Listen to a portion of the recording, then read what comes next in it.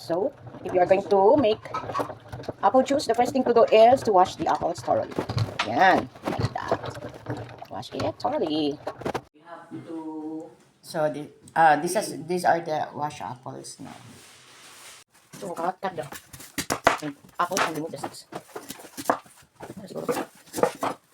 Siguro something.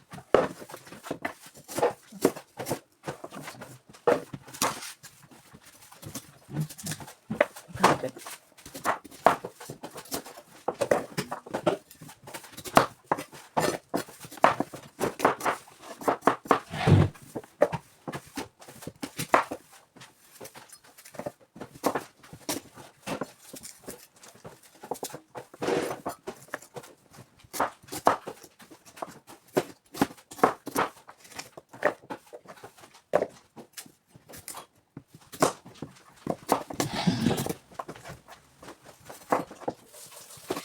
Ito na guys. Better mo one.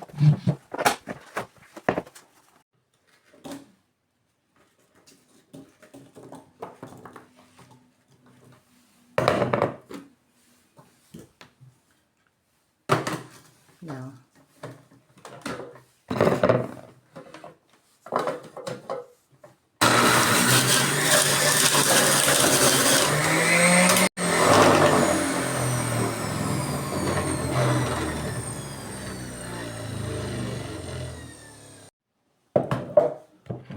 Go.